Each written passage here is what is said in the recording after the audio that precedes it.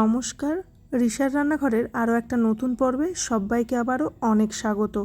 আজকে শেয়ার করব একদম মশলা ছাড়া খুব অল্প তেলে একটা মাছের রেসিপি। ভীষণই টেস্টি হয় খেতে, ছোট থেকে বড় আশা করছি সবার এই রেসিপিটা খেতে ভালো লাগবে। তো সম্পূর্ণ ভিডিওটি দেখার একটা ছোট্ট এবং আন্তরিক অনুরোধ রইল সবার কাছে।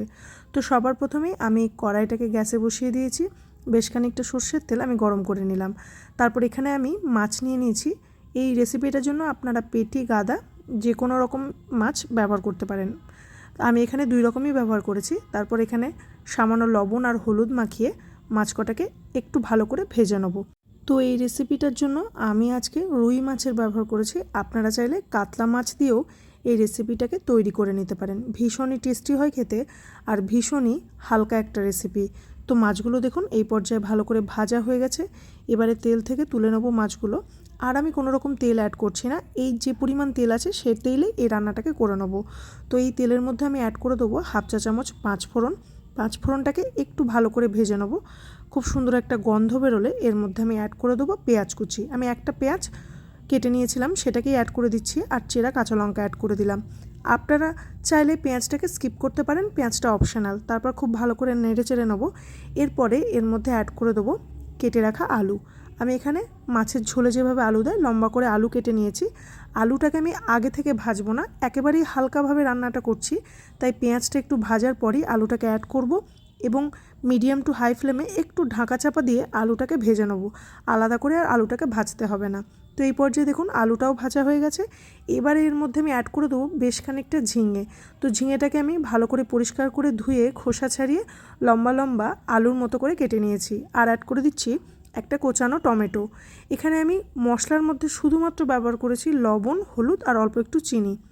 তারপর সমস্ত কিছুকে খুব ভালো করে মিক্স করে এটাকে একদম গ্যাসের ফ্লেম লোতে রেখে ঢাকা দিয়ে বেশ খানিকক্ষণ রান্না করে নেব।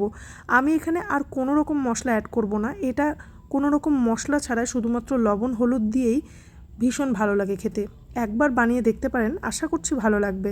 তো মিনিট 4-5 পর আমি খুব ভালো করে নেড়ে নিলাম এবং বেশ খানিকটা জল বেরিয়েছে। এই পর্যায়ে ঝিঙেটাও হাফ সেদ্ধ হয়ে যাবে আর আলুটাও বেশ খানিকটা সেদ্ধ হয়ে যাবে। তো জলটাকে একটু শুকনো করে নিয়ে এর মধ্যে আমি অ্যাড করে দেবো ঈষদুষ্ণ গরম জল। গরম জল অ্যাড করলে না তরকারির টেস্টটা বেশ ভালো থাকে। তো আমি খুব ভালো করে মিক্স করে নিলাম। এবারে খুব ভালো মতো ফুটে যাওয়া পর্যন্ত একটু অপেক্ষা করব। গ্যাসের ফ্লেমটা মিডিয়ামে রেখে একটু ঢাকা দিয়ে এটাকে ফুটিয়ে নেব। তো এই পর্যায়ে দেখুন আমি ভালো করে ফুটিয়ে নিয়েছি।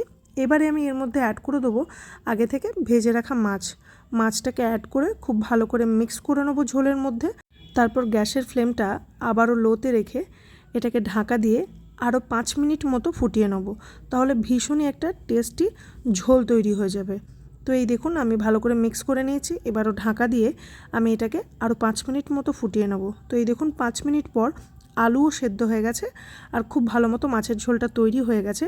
নামানোর সময় আপনারা চাইলে অল্প একটু ধনেপাতা কুচি অ্যাড করতে পারেন, আমি কিছু অ্যাড করিনি। এভাবে এটাকে গরম গরম সার্ভ করব। এই ঝোলটা এই গরমে একবার এভাবে বানিয়ে দেখুন, ভীষণই টেস্টি হয় খেতে। এক থালা ভাত এটা দিয়েই খাওয়া হয়ে যাবে। ভীষণই অপূর্ব আর ভীষণ হালকা, কোনো রকম মশলা ছাড়াই এই ঝোলটা খেতে ভালো লাগে। একবার বানিয়ে দেখতে পারেন, আশা করছি ভালো লাগবে। রেসিপি ভালো লেগে থাকলে আমার চ্যানেলটিকে সাবস্ক্রাইব করে আমার পাশে থাকার অনুরোধ রইল সবার কাছে। তো ভিডিওটি শেষ পর্যন্ত দেখার জন্য সকলকে অনেক ধন্যবাদ।